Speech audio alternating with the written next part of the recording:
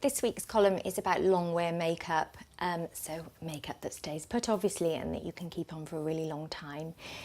Long wear makeup has changed so much in the past few years. It used to be horrible, dry, cakey stuff that just made you look really old and dull in the face. But modern long wear makeup arguably doesn't stay on for quite as long, but manages to do its job very well without drying out the skin and while still looking glowing and vibrant. There are a couple of techniques and bits I wanted to pick out for you. If you're somebody who struggles to keep their makeup on, either because you have a very busy life and you need to go from morning to quite late at night with your face still looking quite groomed, or because you have very oily skin and so on, then long wear makeup can be a real boon, and there are a few things that you can do to help along the way. The first thing I would recommend if you struggle with this is a primer. There's a whole column and a whole video on primers. Do look it up if you want to know more.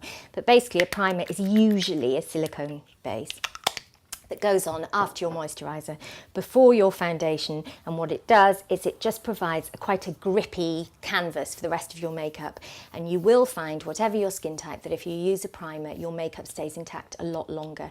I don't use a primer every day, but I do use a primer whenever I wear proper foundation because it will take me all the way through the day. The rest of the time I just wear a tinted moisturiser and don't bother with a primer. But if I've got lots of meetings and a do in the evening or whatever and I need to wear a proper foundation, I'll always start with a primer. They're usually oil-free, to be fair. They are usually oil-free. This one, Revlon Photo Ready, I think is 12 quid or something, and it's great. It's a really, really good one. It wasn't out when I did the primers column, or else I definitely would have included it. After your primer, you want to put on your foundation. You want an oil-free foundation that specialises in staying on for a long time. So this one, Double Wear from Estee Lauder, is great. And the reason I really like this is because it is a long-lasting foundation, but it's really light in texture and it doesn't give you a full kind of cakey face of makeup. It just goes on quite satiny and quite sheer, so you don't have that awful thing where you look, you know, that kind of cabin crew makeup that they force those poor women to wear, where it's all kind of really thick and cakes and dries. It's a really nice one, that. After you've put on your foundation, I really recommend, after your concealer, I really recommend using a powder. A powder will definitely keep things in place a lot better than no powder. Just get a fine milled powder, either pressed or loose is fine. It will really help keep everything there.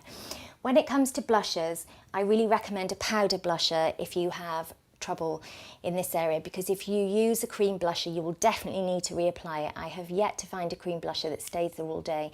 The longest lasting cream blusher I've ever come across is the Liz Earle cream blusher. It's fantastic, but I would still probably reapply it at like 7 o'clock at night if I had a thing to go to in the evening, which is really good going. But if you really want it to stay there, use a powder. I love NARS. I really like Topshop powder blushes. They're great. Revlon are really good. Those sorts of brands, but a powder will definitely stay in place better. Now, the same doesn't necessarily apply to eyeshadows. For a really long time now, the assumption has been that if you use a cream eyeshadow, it won't stay there, that it falls into creases and so on, but that's just not the case anymore. It's really changed. The new cream eyeshadows are really good at staying put. There's a range by Bobbi Brown of long wear metallic cream eyeshadows that I just love. I wear them loads. It's so easy, you just put them on with your little finger and just blend them in, and what they do is give you quite a sheer wash of metallic colour. Obviously if you were doing this you would not put them on over your eyeliner because it will move your eyeliner, as mine has. You would put the eyeliner on afterwards.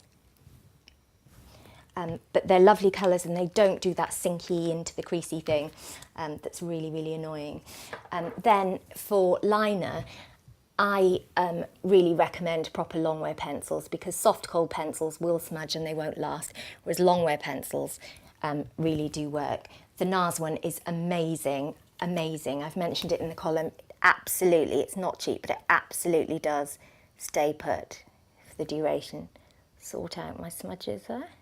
And mascara, I would really recommend for long wear, I would recommend a tubing mascara. So the ones on the market that are tubing, i.e. ones that come off with warm water instead of cleanser, are Estee Lauder Double Wear, which I use every day. Kevin or Kwan mascara is a tubing mascara. and Clinique do one called Lash Power, which is very good. And their bottom lash mascara is also tubing mascara. And you will find with the tubing mascara that it just doesn't budge. I cannot wear a normal mascara. I just can't. I've just learned this about myself. My skin's too dry, my moisturiser has to be too rich, and it just moves mascara. If that's you, switch to a tubing mascara. You will never look back. You will never have that problem again. I absolutely guarantee you. Do it today. Double Wear's my favourite, but like I say, there are a few on the market. Lipstick. Lipstick is the one area where women seem to be most interested in a long-lasting finish. I get asked a lot about long-wearing lipsticks, which ones stay on the longest.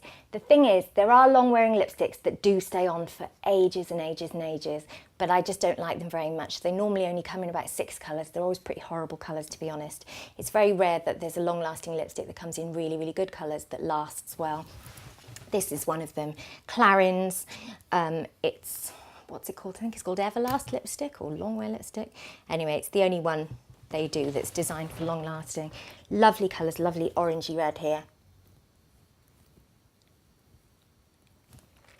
Generally, by the way, long lasting lipsticks will be quite matte rather than satiny, because satiny colours will always move more than a matte colour. Although, as you'll see in the column, the Yves Saint Laurent new glossy stains are amazing. They're a lip gloss that fades to a stain, so you're not constantly reapplying. You've got a pretty stain underneath. Lovely colour, that's called Fusion Red, but they've got loads of great colours.